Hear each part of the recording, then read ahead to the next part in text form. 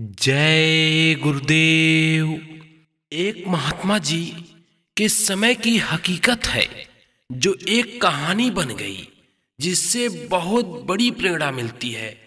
बहुत समय पहले की बात है। एक धनाढ्य आदमी था।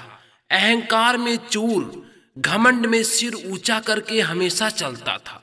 लक्ष्मी का वास एक जगह अस्थायी नहीं होता, समय पाकर बदल जाता है। उस सेठ के साथ कुछ ऐसा ही हुआ। लक्ष्मी का दुरुपयोग उसे तबाही की ओर ले चला गया।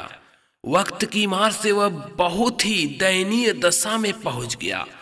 जीवन में किए गए कुकर्मों एवं अपराधों ने उसे रोगी बना दिया। उसको कोढ़ हो गया। घर परिवार वालों ने उससे मुंह मोड़ लिया। संगी साथी, मिलने जुलने वालों ने दूरी बना ली। कहते भी हैं कि रहीमन विपदा हु बली, जो थोड़े दिन होए हित अनहित या जगत में, जानी परद सब कोय। विपत्ति के समय में ही धीरज, धर्म, मित्र, नारी की असली पहचान होती है। यही घटना उस सेठ के साथ भी हुई। सबकी हमदर्दी और अपनत्व जाता रहा। परिवार का भी लगाव कमजोर पड़ गया। एक कोढ़ ने अपने लोगों की बनावटी हमदर्दी और लगाव का खाका खींच दिया। सेठ के लड़के बच्चों में भी घृणा की भावना भर गई।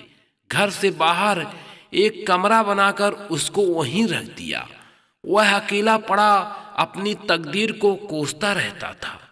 जिस शहर का वो सेठ था, उसी शहर में एक महात्मा जी का सत्संग शुरू हुआ। उसका बड़ा प्रचार था। बहुत से लोग उनके पास आने जाने लगे। उस कोढ़ी सेठ के मन में भी इच्छा हुई कि वह भी महात्मा जी का प्रवचन सुने। उसने अपने बच्चों से, पड़ोसियों से तथा अन्य लोगों से भी मिन्नतें की कि उसे कोई सत्संग के मैदान में पहुंचा दे, पर सबने कन्नी काट ली।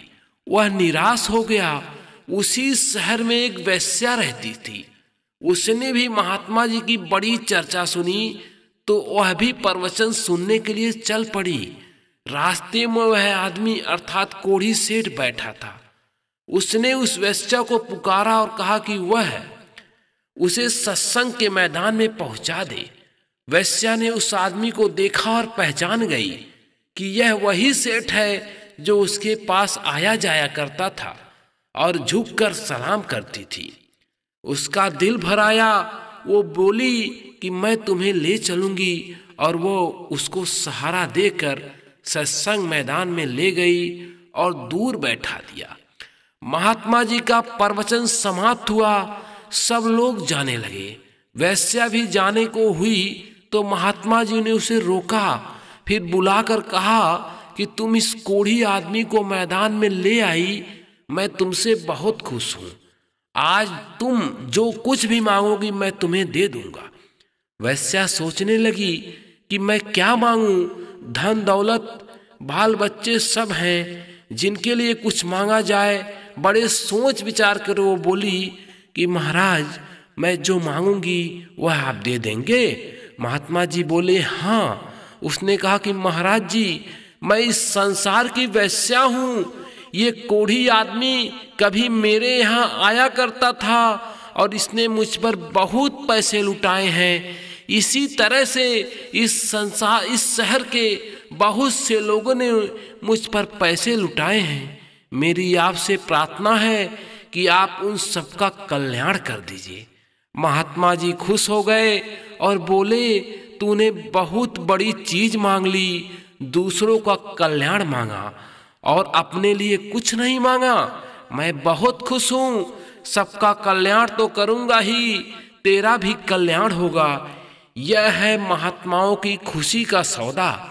इसलिए कहा गया है, उनका खुश होना है भारी, और न जाने किस भाव से रिझ जाएं गुरुदेव। सत्य है, कहा गया है, परहित बस जिनके मन माही, तिन कह जग दुर्लभ कुछ नाही। जो लोग दूसरों की भलाई व कल्याण की चिंता करते हैं, उनकी चिंता मालिक को हो जाती है। ऐसे परोपकारी लोगों को संसार में कुछ भी अप्राप्त या दुर्लभ नहीं है। दूसरों के कल्याण की भावना ही महापुण्य का कारण बनती है। निस्वार्थ भाव से की गई सेवा मानव संकल्प का बहुत बड़ा लाभ मिलता है। यह इस कहानी से सिद्ध होता है। जय गुरुदेव।